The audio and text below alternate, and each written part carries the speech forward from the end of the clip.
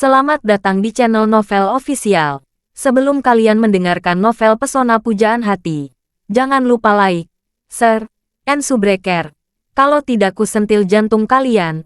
Hehehehe. Tanpa lama-lama lagi langsung saja kita masuk di alur cerita novelnya. Bab 2781. Setelah jeda, Charlie berkata lagi, keluarga Schultz.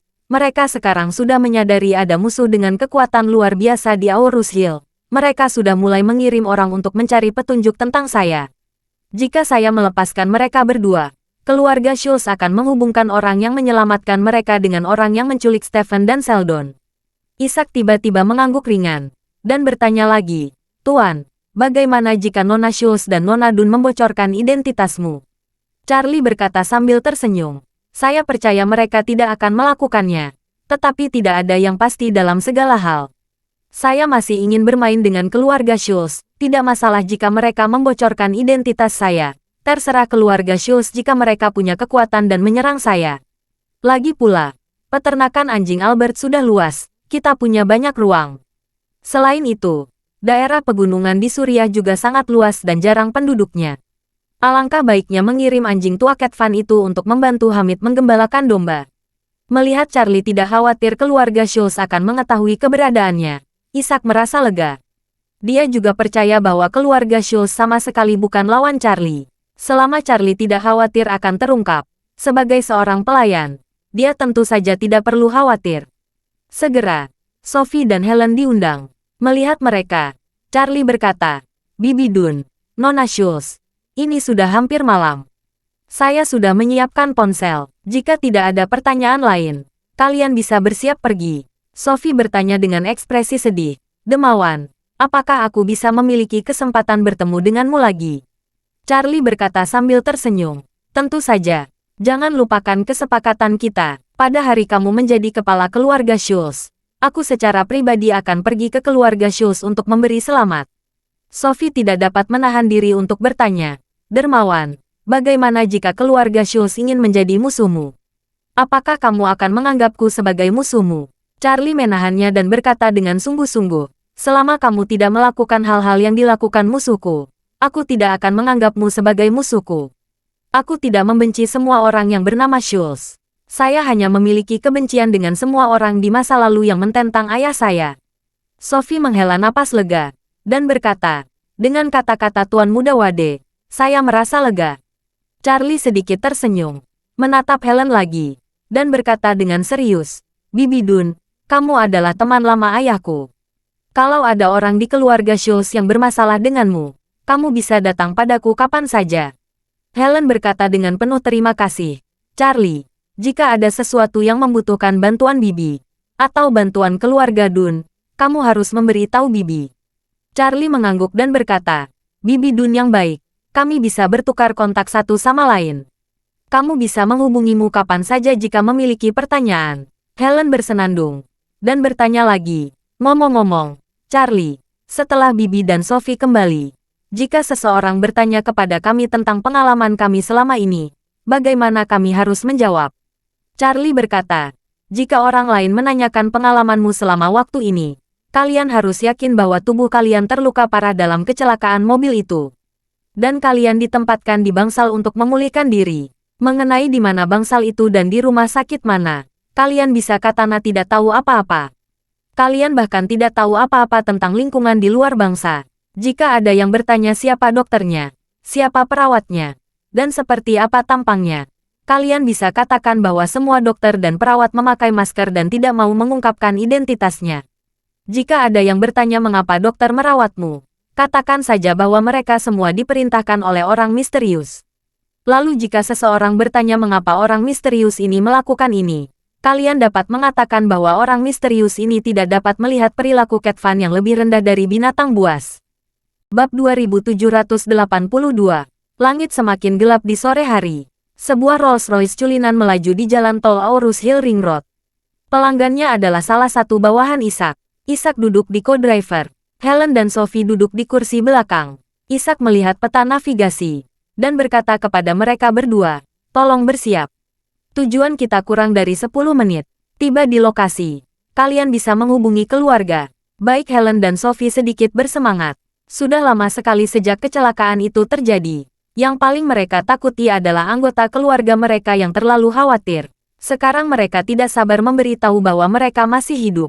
Tapi karena Ishak telah mengatakan semuanya, dan mereka harus menunggu 10 menit lagi, keduanya tidak banyak bicara. Setelah menunggu sekian lama, 10 menit tidak ada artinya. Saat ini, ayah Helen, Jefferson, sedang mengadakan pertemuan keluarga di rumah tua keluarga Dunn di Aurus Hill bersama anak-anaknya. Hari-hari ini, setelah mereka datang dari East Cliff, mereka mencari keberadaan Helen dan Sophie. Seperti keluarga Schultz, mereka juga menggunakan semua sumber daya yang tersedia. Namun mereka tidak dapat menemukan petunjuk apapun yang terkait dengan Helen dan Sophie. Pada saat ini, Jefferson bingung harus berbuat apa. Dia memandang putra dan putrinya, mengerutkan kening dan bertanya, "Mana Jamie? Kita semua sudah tahu ada pertemuan malam ini. Mengapa dia belum datang?" Putra tertua, Harlem, berkata, "Ayah, Jamie baru saja mengirimi saya pesan WeChat. Dia bilang sedang dalam proses konfirmasi sesuatu terkait tempat konser. Dia tidak akan datang tepat waktu. Kita bisa mulai saja." "Omong kosong," Jefferson berkata dengan sangat tidak puas. "Saya tahu anak ini biasanya sangat bijaksana. Mengapa dia tidak dapat membedakan mana yang kritis? Apa yang lebih penting daripada keselamatan ibu dan saudara perempuannya sekarang?" Harlem berkata tanpa daya. Jamie sudah sibuk dengan urusan Helen dan Sophie. Tapi dia masih harus melakukan hal lain. Tidak mungkin melupakan semua yang lain. Putra kedua, Hayes, juga membujuk. "Ya, ayah, saya tahu anak ini pasti mengetahuinya. Tetapi dia pasti sedikit berkecil hati jika dia tidak menemukan petunjuk begitu lama. Jadi jangan dibawa ke hati." Jefferson berkata dengan sedikit nada meremehkan. "Saya selalu merasa bahwa Jamie sedikit memahami akhir-akhir ini. Saya khawatir dia akan seperti anggota keluarga Schultz lainnya, memiliki sedikit kasih sayang untuk keluarga." Putri tertua Jefferson, Harper, berkata saat ini, "Ayah, mari kita bicara tentang urusan ini dulu. Jika ada waktu, saya akan pergi dan berjalan baik-baik saja dengan Jamie. Kita sudah menyaksikan anak ini tumbuh dewasa. Meskipun nama di belakang Schultz, dia pasti berbeda dari ayah dan kakeknya." Jefferson menghela napas dan memegang tangannya. "Ayo, jangan bicara dia. Mari kita rangkum situasi hari ini. Apa kalian punya petunjuk?" Mendengar ini, semua orang keputusan kepala tidak berdaya. Jefferson berkata dengan agak malu, "Apa? Tidak ada petunjuk yang sama sekali." Bab 2783. "Tidak," Harlem berkata dengan serius. "Saya sudah mengerahkan semua hubungan yang dapat dimobilisasi. Saya juga sudah membahas banyak detektif swasta dan informan dari Departemen Keamanan. Tetapi saya belum menemukan petunjuk apapun yang terkait dengan Helen dan Sophie." Jefferson buru-buru bertanya, "Mungkinkah para detektif dan informan itu kurang teliti?" Harlem tersenyum masam tanpa daya, dan berkata, "Ayah, dalam proses menemukan petunjuk, mereka bahkan menemui 7 atau 8 mata-mata asing. Dengan intensitas pencarian ini benar-benar belum pernah terjadi sebelumnya, dan mereka masih belum bisa menemukan petunjuk yang berharga." Jefferson menghela nafas panjang. "Hei, ini benar-benar hantu. Di lokasi kecelakaan hebat di terowongan itu, mereka berdua bisa menghilang tanpa meninggalkan petunjuk berharga. Ini terlalu sulit dipercaya." Harper berkata, "Ayah, ini tidak dapat dipercaya. Semakin terbukti ada kemungkinan untuk membalikan dalam masalah ini. Apalagi kekuatan tumbukan kecelakaan mobil itu sesuatu yang tidak dapat dipercaya tidak terjadi. Helen dan Sophie mungkin sudah meninggal." Jefferson mengangguk, dan berkata, "Ada beberapa kebenaran dalam apa yang kamu katakan. Tapi saya belum dapat menemukan petunjuk yang relevan. Saya benar-benar khawatir." Harlem berkata, "Ayah, saya sudah membuat pengaturan. Besok siang, saya akan menggunakan superkomputer di Akademi Ilmu Pengetahuan. Akan menggunakan sistem pengenalan wajah dan menjalankan semua video pengawasan dalam radius 300 km di sekitar Aurus Hill, lalu membandingkan semua wajah. Bandingkan dengan fitur wajah Helen dan Sophie. Siapa tahu dapat menemukan petunjuk." Ketika Jefferson mendengar ini, dia langsung berkata dengan marah, "Kamu bajingan. Kamu memiliki metode yang sangat bagus. Mengapa tidak disarankan lebih awal? Sekarang pengenalan wajah sudah sangat maju. Selama Helen dan Sophie diketahui tertangkap kamera CCTV, pasti akan segera." Harlem berkata tanpa daya, "Ayah, Superkomputer Akademi Ilmu Pengetahuan biasanya memiliki banyak tugas. Mulai dari analisis peta awan untuk perakiraan cuaca hingga perhitungan orbit untuk eksplorasi Mars. Semuanya bergantung pada superkomputer. Salah satu superkomputer mereka, beberapa bulan terakhir telah beroperasi dengan kapasitas penuh 100%. Meskipun saya memiliki beberapa hak, saya tidak dapat menunda urusan nasional. Ketika Jefferson mendengarnya, dia hanya bisa mengangguk setuju dan berkata, urusan nasional itu penting. Jangan sampai kita menggunakan kekuasaan untuk keuntungan pribadi. Harlem buru-buru berkata, ayah, jangan khawatir. Salah satu superkomputer mereka kosong besok siang. Ada waktu kosong sekitar jam 6 jam. Saya sudah berkoordinasi dengan mereka untuk menggunakan waktu kosong 6 jam ini untuk menganalisis semua pengawasan video di sekitar Aurus Hill. Jumlah datanya sangat besar, namun daya komputasi superkomputer juga sangat kuat. Saya sudah tanyakan pada para ahli di sana. Diperkirakan semua data ini dapat dijalankan dalam waktu sekitar 4 jam. Itu tidak akan menghentikan pekerjaan mereka. Baru saat itulah Jefferson menghela napas lega dan berkata, bagus, bagus. Setelah selesai berbicara, dia memandang putra kedua Hayes, seorang pengusaha. Dia berkata, Hayes, setelah masalah ini selesai, kamu harus menyumbangkan sejumlah uang ke Akademi Ilmu Pengetahuan. Itu akan dianggap sebagai ketidakseimbangan yang dibebankan kepada Academy of Sciences. Hayes berkata tanpa ragu, ayah, jangan khawatir. Jika mereka dapat menemukan Helen dan Sophie melalui perhitungan superkomputer, saya akan menyumbangkan 100 juta. Jika mereka tidak dapat menemukannya, saya tetap akan menyumbangkan 50 juta. Tepat ketika keluarga Dunn menggantungkan semua harapan mereka di superkomputer, Rolls-Royce culinan melaju kencang di pinggiran Aurus Hill, dan segera berhenti di sebuah persimpangan sepi. Setelah itu, Isaac menyerahkan ponselnya kepada Helen dan berkata, Nona Dunn, Anda dapat menelepon keluarga Anda sekarang. Helen mengangguk, mengambil telepon, dan menekan nomor tanpa ragu. Dia menghubungi ponsel Jefferson, lelaki tua dari keluarga Dunn. Jefferson sedang mengadakan pertemuan dengan anak-anaknya ketika ponselnya tiba-tiba berdering. Melihat itu adalah nomor yang tidak dikenalnya, dia langsung merasa sedikit kesal. Namun dia tetap menekan tombol jawab dan bertanya dengan nada buruk, siapa ini? Ada masalah apa? Di ujung telepon lain, Helen bertanya dan berkata, ayah, ini aku Helen. Bab 2784. Apa, Helen? Ketika orang tua Jefferson mendengar Helen, dia terkejut seperti disambar petir. Dia mengenali suara putrinya, tetapi dia masih tidak percaya itu nyata. Jadi pada saat ini, dia merasakan jantungnya berdetak berlipat ganda. Detak yang keras itu menyebabkan rasa sakit yang tumpul di seluruh dada. Sambil memegangi dadanya, dia tanpa sadar bertanya, apakah kamu benar-benar Helen? Begitu kata-kata ini terucap, anak-anak keluarga Dunn di sekitarnya juga terkejut. Harlem berteriak dan bertanya, ayah, benarkah Helen? Hayes buru-buru berkata, ayah, nyalakan speakernya. Jefferson dengan panik menyalakan speaker telepon, dan mendengar Helen berteriak di ujung telepon dan berkata, ayah, ini benar-benar saya. Saya masih hidup, Sophie juga masih hidup, ada di sampingku. Sophie juga berkata dengan nada menangis, kakek, ini aku Sophie. Seluruh keluarga Dunn tiba-tiba mendidih. Jefferson tiba-tiba berdiri, dan berkata, kalian ada di mana sekarang? Helen menjelaskan, kami ada di pinggiran kota Aurus Hill, ayah. Tidak ada orang di sini.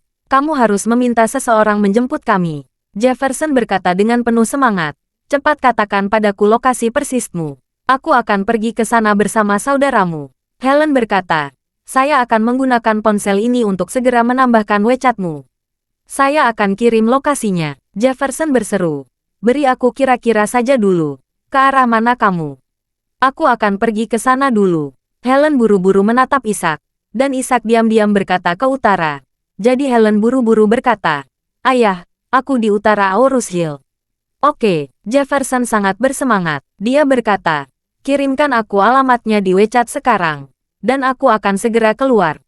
Setelah menutup telepon, Jefferson dengan bersemangat berkata kepada Harlem dan Hayes. Harlem, Hayes, siapkan mobilnya dan pergi. Kalian berdua berkumpul bersamaku. Harper buru-buru berkata, ayah, aku juga akan pergi. Jefferson mengulurkan tangannya. Harper, Jangan pergi. Kamu mengatur Koki, dokter, dan bibi di rumah, menyiapkan makanan, menyiapkan pemeriksaan fisik, dan membersihkan kamar tidur. Saat dia mengatakan itu, dia menghela napas dengan sedikit kesulitan. Saya masih tidak tahu bagaimana mereka berdua bisa ada di sini. Apakah mereka mengalami kesulitan atau tidak? Harper berulang kali mengangguk dan berkata, "Oke ayah, kalau begitu aku akan membuat pengaturan." Jefferson bersenandung, menyapa kedua anak dan membangun keluar pintu. Di sisi lain, Helen juga mengirimkan lokasi persisnya kepada ayahnya, Jefferson.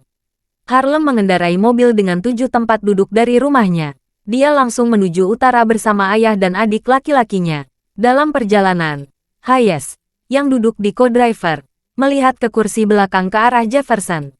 Dia berkata, "Ayah, kemana Helen dan Sophie pergi? Lokasinya hanya 20 atau 30 kilometer dari kita, tidak terlalu jauh. Saya sudah mencari di seluruh sudut Aurus Hill sampai ke lokasi ini. Saya tidak menemukan petunjuk yang relevan sama sekali." Jefferson buru-buru bertanya, "Sudahkah kamu melihat-lihat lokasi Helen?" "Sudah," Hayes berseru. "Kami pada dasarnya mencari di seluruh wilayah administratif Aurus Hill." Jefferson berkata, "Dari sudut pandang saya, kecelakaan lalu lintas itu sangat keras. Helen dan Sophie pasti diselamatkan oleh orang lain. Kemungkinan besar mereka disembunyikan oleh pihak lain selama ini. Sekarang mereka baru saja dipulihkan dan segera dibebaskan." Harlem, yang sedang mengemudi, menghela napas. "Sejujurnya, saya sangat ingin mengenal orang yang menyelamatkan mereka berdua. Kekuatan dan latar belakang orang ini benar-benar luar biasa. Saya tidak tahu dari keluarga mana dia berasal." Jefferson mengangguk dan berkata, "Situasi khusus hanya dapat diketahui setelah mereka bertemu." Setengah jam kemudian, Harlem mendekati lokasi Helen. Pada saat ini, di jalan pedesaan ini, tidak ada orang yang terlihat, juga tidak ada mobil. Nyatanya, baru 10 menit yang lalu, Ishak meminta anak buahnya mengemudikan mobil ke desa berikutnya. Sementara dia tetap dalam kepastian untuk memastikan keselamatan Helen dan Sophie. Bab 2785. Saat ini, Helen dan Sophie dengan hati-hati bersembunyi di selokan kering di samping jalan. Menunggu kedatangan keluarga mereka, tak lama kemudian, 2 lampu putih muncul di ujung jalan. Kendaraan yang dikemudikan Harlem sudah menuju lokasi. Jefferson menelepon Helen dan berkata kepadanya, "Helen, apa kamu melihat mobil kami?" Helen berkata, "Ayah, saya melihat sebuah mobil, sekitar 5 atau 600 meter jauhnya. Saya tidak yakin apakah itu mobilmu." Jefferson berkata, "Saya akan meminta kakak laki-lakimu menyalakan lampu jauh 2 kali." Ketika Harlem mendengar ini, dia dengan cepat memancarkan lampu jauh 2 kali.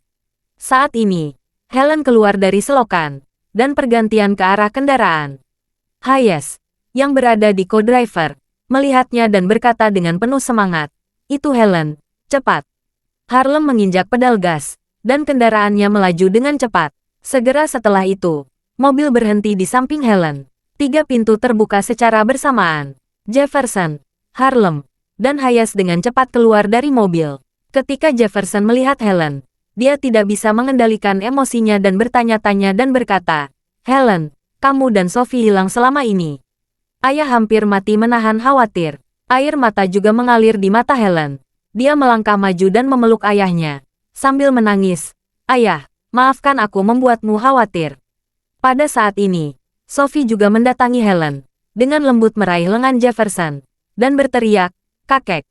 Jefferson memeluk Sophie dengan ringan, dan berkata dengan penuh semangat, "Anakku yang baik, kamu baik-baik saja. Kamu baik-baik saja." Sophie memandang Harlem dan Hayes lagi, sambil berseru dan berkata, Paman, aku membuat kalian khawatir." Harlem buru-buru berkata, "Anak bodoh, apa yang kamu bicarakan? Kamu dan ibumu aman dan sehat. Bahkan jika pamanmu dan aku membuang separuh hidup, itu sangat berharga." Pada saat ini, Jefferson tidak mau mengajukan pertanyaan yang paling ingin dia tanyakan. "Helen, kemana saja kamu dan Sophie selama ini? Siapa yang menyelamatkanmu?" Helen menghela nafas, dan berkata dengan tulus, "Ayah, masalah ini benar-benar cerita yang panjang. Aku tidak tahu harus mulai dari mana." Hayes berkata saat ini, "Ayah, menurutku kita harus masuk ke mobil dan pulang dulu. Kita bisa bertanya-tanya dan bertanya-tanya dalam perjalanan. Kalau terus berbicara kita tidak akan pulang. Ya. Jefferson buru-buru berkata, ceritakan di mobil. Dengan mengatakan itu, Jefferson membuka pintu belakang dan berkata kepada anak dan cucunya, masuk ke dalam mobil. Ayo kita pulang. Helen mengangguk dan buru-buru berkata, ayo ayah. Jefferson mendorongnya dengan ringan dan berkata, kamu dan Sophie duluan. Melihat hal tersebut, Helen tidak lagi memaksa dan terlebih dahulu menarik Sophie ke dalam mobil. Segera setelah itu, Jefferson masuk ke dalam mobil. Harlem langsung menjalankan mobil. Melihat kendaraan mereka semakin jauh, Isaac dalam menghela napas lega, mengeluarkan ponselnya dan memanggil Charlie, dan berkata, Tuan, Nona Dun dan Nona Schultz sudah bertemu keluarga mereka. Charlie menghela napas lega di ujung telepon, dan berkata, kalau begitu, aku juga harus pulang. Setelah berbicara, Charlie berkata lagi, Isaac, kamu bekerja keras dari kemarin sampai sekarang. Istirahatlah 2 hari ini. Isaac sedikit tersenyum, dan berkata, aku berlari keliling Suriah bersamamu. Aku tidak merasa lelah sama sekali. Anda, Tuan Muda, yang bekerja sangat keras 2 hari ini. Charlie berkata sambil tersenyum, saya juga ingin istirahat 2 hari. Isaac buru-buru berkata, Tuan, sepertinya ulang tahunmu sudah dekat. Apa sudah punya rencana? Charlie bersenandung dan berkata, jangan ributkan ulang tahunku. Nana akan mengadakan konser nanti. Aku akan menemani istriku menonton konsernya. Ini sudah menjadi perayaan ulang tahun. Bab 2786. Sudah banyak orang menunggu konser Queen. Salah satunya adalah tuan muda dari keluarga Schultz, Jamie. Saat ini, Jamie tidak tahu bahwa ibu dan adiknya aman dan sehat. Dia masih berada di pusat Olimpiade Aurus Hill, terus berkomunikasi dengan pihak venue membahas beberapa detail kecil dari konser tersebut.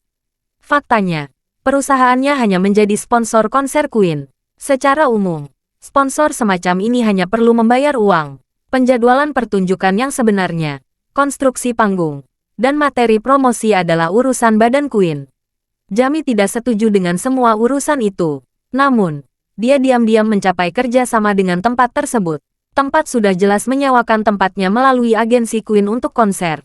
Tetapi Jamie diam-diam menyuapnya. Jamie ingin menyiapkan kejutan untuk Queen di semua titik lokasi. Untuk mengejar Queen, Jamie telah memikirkan pikirannya. Awalnya, dia ingin langsung membeli semua ruang iklan di Shangri-La. Namun ditolak oleh Isaac. Maka dia menjalin kerjasama dengan venue dan langsung menyewa semua billboard yang ada di venue. Termasuk beberapa layar iklan LED super besar luar ruangan. Pada hari konser Queen, layar iklan ini akan menampilkan poster pacar Jamie yang telah disiapkan dengan cermat. Selain itu, ia juga secara khusus menyesuaikan puluhan ribu goodie bag yang berisi tongkat neon, tanda lampu, dan kaos yang disiapkan khusus untuk dukungan Queen. Ini semua dibuat khusus oleh Jamie dari produsen terbaik di Aurus Hill dengan harga terjangkau. Selain barang-barang tersebut, juga terdapat poster warna-warni di dalam goodie bag. Isi poster sama dengan poster pacar yang ingin dipasang oleh Jamie di layar lebar. Namun, Jamie tidak mengungkapkan namanya di poster itu. Dia menandai dirinya sebagai Tuan S, yang sangat mencintai Queen. Huruf S adalah inisial dari nama keluarga Schultz. Dia percaya saat Queen melihat isi poster pacarnya, dia pasti akan menebak bahwa dialah yang melakukannya. Dan orang lain pasti tidak akan melakukan kesalahan. Dengan cara ini, dia dapat menyatakan cintanya kepada Queen di bawah bukti ribuan orang. Dan di saat yang sama, dia dapat membunuh 2 burung dengan 1 batu tanpa mengungkapkan identitasnya. Dan dia yakin, Queen pasti akan tergerak mengetahui dirinya berusaha keras untuk mengungkapkan cintanya dengan cara yang begitu megah. Yang lebih menarik adalah, untuk menciptakan efek yang sensasional, Jamie secara khusus meminta orang-orang untuk menyiapkan uang tunai jutaan. Uang tunai disesuaikan dengan harga tiket setiap kursi konser, dan uang tunai itu dimasukkan ke dalam goodie bag di setiap kursi. Ini adalah cara dia untuk menyenangkan para penggemar Queen. Dari sudut pandangnya, jika dia mengungkapkan cinta mereka kepada Queen di depan puluhan ribu penonton, tidak akan membangkitkan kebencian puluhan ribu penonton tersebut. Jadi menurutnya, membelanjakan uang adalah solusi terbaik. Bagaimanapun, dia mengganti semua uang yang dibayar penonton untuk konser. Dia menggunakan konser untuk merayu dewinya, apalagi yang bisa dikatakan penonton. Di mata orang lain, perilaku semacam ini mungkin tidak berbeda dengan menghamburkan uang dengan bodoh. Tapi bagi Jamie, Jumlah uang ini bahkan tidak cukup. Setelah sekian banyak persiapan, Jami masih merasa belum cukup. Dia memberitahu asistennya, ngomong-ngomong, kita harus menemukan tim pemasaran. Ketika penonton konser mulai memasuki venue, jadikan konser ini topik hangat. Kita harus memviralkan di Weibo dan platform video pendek. Asisten itu berkata tanpa ragu-ragu, Tuan, jangan khawatir. Membeli panas pencarian dan topik hangat yang menarik sudah tidak asing lagi bagi tim kami. Dengan mengeluarkan sejumlah uang, saya akan membantu Anda. Bab 2787. Jami mengangguk puas, dan tersenyum penuh harap. Pada saat itu, Tuan S yang misterius ini pasti akan menjadi topik diskusi hangat di seluruh saluran media sosial. Dia tiba-tiba mendapat ide, dan berkata, ngomong-ngomong, kamu harus membuat acara partisipasi berhadiah. Semua pengguna yang menyatakan dukungan dan dorongan kepada Tuan S di bawah topik hangat ini akan memiliki kesempatan untuk berpartisipasi dalam undian berhadiah. Asisten itu bertanya, Tuan, bagaimana Anda mengatur hadiah untuk kontes? Jami berkata sambil tersenyum, karena aku ingin bersenang-senang dengan orang-orang, aku harus lebih murah hati. Bagaimana dengan ini? 1 pemenang pertama, 2 pemenang kedua, dan 3 pemenang ketiga. Hadiah pertama adalah Rolls-Royce Phantom, hadiah kedua Bentley Mulsanne, dan hadiah ketiga Mercedes-Benz G. Asisten berkata dengan takjub, Tuan muda, hadiah Anda sangat mahal. Sejauh yang saya tahu, hadiah terbesar dalam hadiah online tidak lebih dari 1 juta. Jami tertawa dan berkata dengan penuh kemenangan, saya ingin menjadi besar. Sangat membosankan memberikan uang tunai 10.000 yuan per orang. Itu jumlah yang sedikit sangat dan belum cukup untuk membuat trending topik. Jadi kita beri undian dengan hadiah mobil mewah senilai puluhan juta yuan. 6 mobil dalam sekali undian. Lalu perpanjang waktu undian. 1 bulan. 1 bulan ini cukup untuk membuat hype meledak. Asisten dengan cepat menyetujui dan berkata, baik, Tuan muda. Saya akan meminta Departemen Notaris untuk membenarkan dan memastikan acara tersebut nyata dan efektif. Sehingga netizen dapat berpartisipasi dengan yakin dan bersemangat. Bagus. Jami mengangguk puas dan berkata, saya menyerahkan masalah ini kepada Anda. Saya harus membangkitkan antusiasme yang ekstrim. Selain itu, kamu harus merekrut sejumlah besar buzzer untuk bertanggung jawab atas pekerjaan itu. Minta mereka membuat banyak status di media sosial. Asisten buru-buru bertanya, Tuan, apakah Anda memiliki arah khusus untuk para buzzer itu? Tentu saja, Jami berkata sambil tersenyum. Kamu harus menemukan buzzer terkenal, selebritas media sosial, dan influencer terkenal di bidang pernikahan dan cinta. Dan yang terbaik adalah lebih banyak wanita. Beritahu mereka saat menulis status. Gunakan nada seolah-olah iri pada Queen karena memiliki pria yang begitu peduli dan mencintai. Ungkapkan juga kekaguman mereka pada Queen, dan kekaguman pada Tuan S ini. Ciptakan persona untuk Tuan S yang merupakan pria baik tiada bandingan. Asisten itu berkata dengan penuh semangat. Pada saat itu, saya akan menambahkan label Tuan S yang misterius label, yang tergila-gila, penyayang, pekerja keras, dan kaya. Dia pasti akan menjadi suami nasional. Para gadis di seluruh dunia akan sangat terobsesi padanya. Jami berkata dengan setengah tersenyum, suami nasional. Kandungan emasnya terlalu rendah. Hari-hari ini, setiap kucing atau anjing berani menyebut diri mereka suami nasional. Saya tidak ingin merebut gelar ini. Asisten yang sedang menyanjung buru-buru mengubah kata-katanya. Ya, sebagai tuan muda, Anda tidak sebanding dengan yang disebut sebagai suami nasional. Ngomong-ngomong, tuan muda, penggemar Nona Golding menjulukinya bibi kecil jadi Nona Golding adalah bibi nasional. Anda tentu saja akan menjadi paman nasional. Hahaha, Jami mengangguk lagi dan berkata dengan gembira, paman nasional, tidak buruk. Aku suka gelar ini. Baru saja dia berbicara, ponselnya berdering. Kakeknya Jefferson yang menelepon. Jami merasa sedikit keinginan. Dia tahu kakek Dun sedang mati-matian mencari keberadaan ibu dan adiknya. Dia meneleponnya sesekali untuk menanyakan data ke pertemuan, dan memberikan berbagai tugas dalam setiap pertemuan. Itu sangat mengganggu dan menunda urusannya. Nyatanya, Jami telah tercerahkan sepenuhnya sejak dia berdiam dengan ayah Sheldon. Dia tidak terlalu tertarik menemukan ibu dan adiknya, karena dia menyadari bahwa situasi terbaik saat ini adalah reputasi kakeknya akan hancur total. Dia harus mendorong ayahnya Sheldon ke depan panggung, apalagi karena percobaan pembunuhan pada ibu dan adiknya. Kakek Schultz merasa agak bersalah terhadap dirinya dan ayahnya. Jadi kemungkinan besar dia akan mewarisi keluarga Schultz di masa depan. Dalam hal ini, dia hanya memiliki sedikit dorongan untuk mencari ibu dan adiknya. Namun, dia tidak berani menjawab telepon kakek Dun. Dia tidak punya pilihan selain menjawab panggilan tersebut. Baru saja akan bertanya kepada kakek ada apa. Jefferson di telepon sudah bertanya, "Jamie, kamu di mana sekarang?" Jamie buru-buru menjawab, "Kakek, saya masih menyelesaikan urusan bisnis. Ada apa? Apakah ada yang harus saya lakukan?" Jefferson berseru, "Pulanglah. Ibu dan adikmu sudah kembali." Bab 2788. Jamie terdiam saat mendengar kata-kata ini. Selama lebih dari 10 detik, dia tidak bisa kembali ke akal sehatnya. Melihat dia tidak menjawab, Jefferson di ujung telepon bertanya, "Jamie, kamu mendengarkanku?" Baru saat itulah Jamie sadar, dan berkata, aku mendengar. Kakek, kamu bilang ibuku dan Sophie sudah kembali.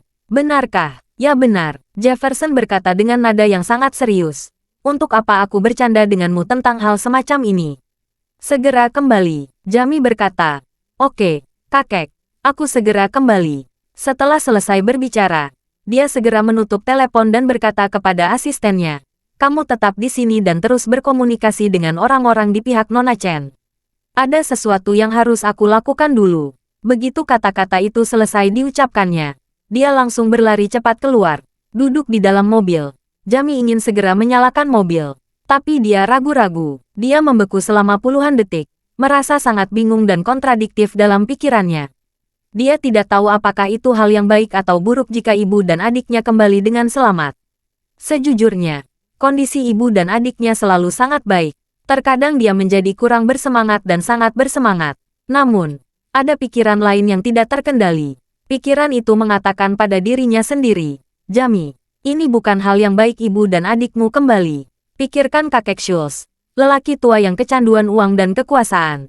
Dia memberi dan ayahmu kesempatan, menunjukkan kebaikan dan menunjukkan kelemahanmu. Pada akhirnya, karena dia sekarang terkenal dan bersalah, jika ibu dan adikmu kembali dengan selamat seolah-olah tidak terjadi apa-apa, maka penghinaan dunia terhadap kakekmu akan mereda.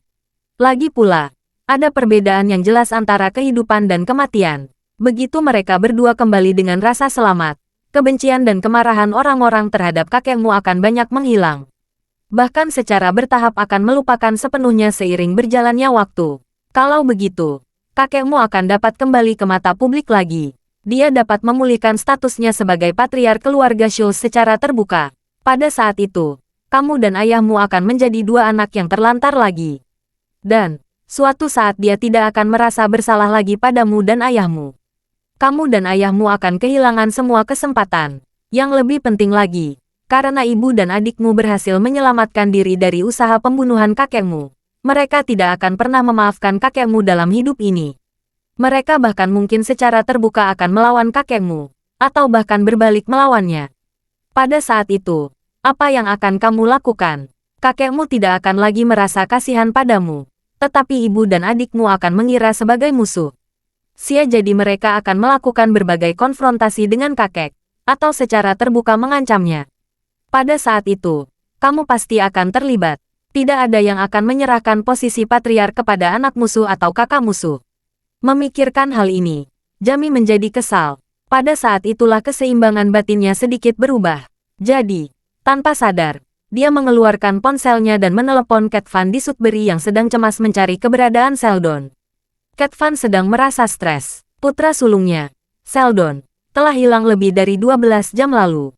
Selama 12 jam ini, dia tidak menemukan petunjuk berharga. Sheldon, seperti adik laki-lakinya Stephen, sepertinya telah menghilang dari dunia. Bab 2789.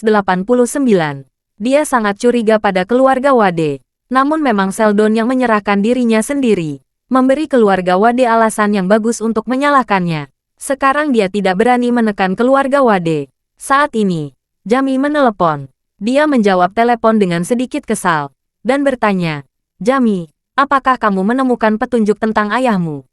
Jamie sangat terkejut, dan tanpa sadar bertanya, "Kakek, apa yang kamu bicarakan?" "Menemukan petunjuk tentang ayahku. Apa yang terjadi dengan ayahku?" Baru pada saat itulah Cat Van menyadarinya. Dia tidak pernah memberitahu apapun tentang Seldon pada siapapun sepanjang hari. Oleh karena itu, meskipun Jami juga berada di Aurus Hill, dia tidak tahu ayahnya menghilang. Jadi, dia menghela napas dengan sedih. Jami, ada kabar buruk. Ayahmu hilang. Apa? Jami tercengang dan berkata, kakek, kamu, apa maksudmu? Ayahku baik-baik saja. Bagaimana dia menghilang? Aku juga tidak tahu. Cat Van berkata dengan jujur. Ayahmu menyamar dan tinggal dengan tenang di Shangri-La Aurus Hill. Sekarang keberadaannya tidak diketahui. Ah, Jami merasakan matanya menjadi gelap, diikuti oleh rasa pusing di otaknya, dan dia hampir muntah. Bagaimana ini bisa terjadi? Jami mendekat pada dirinya sendiri dengan bingung. Cat Van berkata tanpa daya, semuanya sangat aneh. Saya belum menemukan petunjuk yang berharga. Namun, saya curiga ini ada hubungannya dengan hilangnya paman keduamu. Mungkin orang yang sama melakukannya. Dan mungkin ada hubungan dengan keluarga Wade di East Cliff. Ayahmu hilang di hotel milik keluarga Wade. Aurus Hill adalah daerah kekuasaan keluarga Wade. Jami bertanya, kakek, mungkinkah itu perbuatan keluarga Wade? Saya ingat paman kedua hilang. Tuan Henderson selalu berada di sisinya. Pihak lain berhasil membuat paman kedua diculik di bawah hidung Tuan Henderson. Keluarga Wade seharusnya tidak memiliki master seperti itu, kan? Cat Van menghela nafas. Hei, ini yang masih belum ku ketahui. Sepertinya itu ada hubungannya dengan keluarga Wade. Tapi setelah aku berjanji dengan hati-hati, keluarga Wade sepertinya tidak memiliki kekuatan besar seperti itu. Saat dia berbicara, dia melanjutkan, saya sudah mengirim seseorang untuk mencarinya. Saya akan segera menemukan petunjuk dengan segala cara. Kamu tunggu saja dengan sabar kabar dari saya. Kalau kamu memiliki jaringan, kamu juga bisa menanyakannya di Aurus Hill. Siapa yang tahu ada petunjuk yang bisa menjadi pertimbangan. Oke, Jami sangat kesal hingga sadar tanpa dia setuju. Saat ini, Cat Van berkata lagi, Jami, aku agak pusing. Saya tidak akan lama lagi. Saya akan memberi kabar kalau ada kemajuan. Jami dengan berpura-pura berkata dengan lembut, oke kakek, kalau begitu kamu harus istirahat yang baik. Jaga dirimu. Saat dia berbicara, dia tiba-tiba teringat apa yang dikatakan kakek Dun. Dia buru-buru berkata, kakek, jangan tutup telepon dulu. Cat Van bertanya kepadanya, ada apa? Apakah ada hal lain yang ingin kamu katakan? Jami buru-buru berkata, kakek Dun baru saja menelepon saya. Dia bilang ibu dan adikku sudah kembali. Apa? Cat Van langsung meledak dan berseru, ibumu dan adikmu sudah kembali. Apa maksudmu mereka kembali? Kemana mereka kembali? Jami menjelaskan, kakek tidak banyak bercerita. Dia hanya bilang ada di Aurus Hill. Dia menyuruh saya cepat kembali. Saya kira ibu saya dan Sophie ada di rumah tua keluarga Dun di Aurus Hill. Cat Van merasakan gejolak di hatinya dan berkata, bagaimana mungkin? Bagaimana ini mungkin? Saat dia berbicara, dia bertanya lagi, Jami, kamu di mana sekarang? Jami menjawab, saya di pusat Olimpiade Aurus Hill. Saya akan ke rumah kakek Dun. Cat Van berseru, pergi dan lihat apa yang terjadi. Bab 2790. Setelah menutup telepon, Cat Van merasa matanya menjadi gelap. Arrington di samping konstruksi maju dan bertanya dengan hati-hati, Tuan, Helen dan Sophie, mereka benar-benar kembali ke rumah keluarga Dun. Cat Van menggosok pelipisnya, mengangguk lemah, dan menghela napas. Arrington. Semua tampaknya menuju ke arah yang terburuk. Arrington buru-buru bertanya, Tuan, mengapa Anda mengatakan itu? Cat Van menghela nafas panjang. Hei, semua ini sesuai dengan bayangan terburuk saya sebelumnya. Dan semua mulai berkembang ke arah yang paling tidak ingin saya lihat. Kali ini, keluarga Schultz akan benar-benar membahas masalah besar. Arrington bertanya dengan heran. Tuan, Anda menebak mereka berdua akan selamat dan sehat. Ya, Cat Van menggosok pelipisnya, dan berkata dengan lemah. Saya pikir bahkan jika mereka berdua lolos, akan sulit selamat dari kecelakaan mobil yang begitu serius. Saat pihak lain akan mengambil mereka, saat itu, sudah ada 2 mayat. Tidak saya kira mereka berdua bisa benar-benar selamat, pihak lain mengembalikan mereka. Ini membuktikan bahwa orang misterius di belakang mereka memiliki tangan dan mata yang baik. Dan dia berdiri di pihak perempuan-perempuan itu. Arrington bertanya lagi. Lalu, apakah orang misterius ini ada yang tenggelam dengan hilangnya Tuan Muda dan Tuan Muda kedua? Cat Van mengangguk. Pasti ada yang nyaman. Arrington tampak terkejut dan berkata, Tuan, kita telah menyelidiki Aurus Hill sebelumnya. Tidak ada yang namanya Crouching Tiger, Hidden Dragon di Aurus Hill. Hanya ada beberapa perusahaan lokal dan keluarga besar, seperti Ishak dari keluarga Wade. Bagaimana mungkin ada orang yang begitu kuat? Bahkan keluarga Wade memiliki kemampuan ini setelah Curtis meninggal. Mereka tidak akan ditekan dan dikalahkan oleh keluarga Shaw selama bertahun-tahun. Ekspresi Cat Van serius, dan dia berkata dengan dingin, saya sekarang curiga bahwa orang misterius ini sama sekali bukan dari Aurus Hill, dan bahkan mungkin bukan dari Huaxia. Apa? Arrington bahkan lebih ngeri lagi. Kalau bukan dari Huaxia, dari mana? Dari luar negeri. Bukankah mungkin keluarga Rothschild kan? Keluarga Rothschild membenci keluarga Wade. Jadi kemungkinan besar tidak mungkin akan terjadi pada kita. Karena jika kekuatan kita melemah, keluarga Wade otomatis menjadi kuat. Keluarga Rothschild tidak akan duduk santai melihat keluarga Wade mendapat manfaat dari kejadian ini. Setelah berbicara, Arrington terus menganalisis. Keluarga istri Curtis memang sangat kuat. Tetapi menurut kesan saya, keluarga Aker tampaknya selalu memandang rendah keluarga Wade. Saat putri tercinta mereka menikah dengan keluarga Wade, kabarnya mereka sangat marah. Cat Van menggerakkan tangannya dan menghela napas. Ini bukan keluarga Rothschild, atau keluarga Aker. Tapi orang China Jepang itu, Cina Jepang, Arrington bahkan lebih terkejut. Tuanku, keluarga itu adalah keluarga terbesar di Jepang. Di antara 4 keluarga teratas, tidak ada keluarga Tionghoa, apalagi keluarga itu, yang menempati urutan pertama di Jepang, tidak memiliki kekuatan komprehensif. Kamu tidak mengerti, Cat Van berkata. Kekuatan ini tidak harus mengacu pada kekuatan ekonomi, tetapi juga kekuatan fisik. Saat dia mengatakan itu, Cat Van melanjutkan, saat itu, Jami dan Sophie diculik oleh keluarga Matsumoto di Jepang. Beberapa ninja papan atas menjaga mereka. Para ninja itu ingin membunuh mereka dan melemparkan tubuh mereka ke rumah Yahiko Ito di Kyoto. Rencananya sudah dirancang dengan sempurna.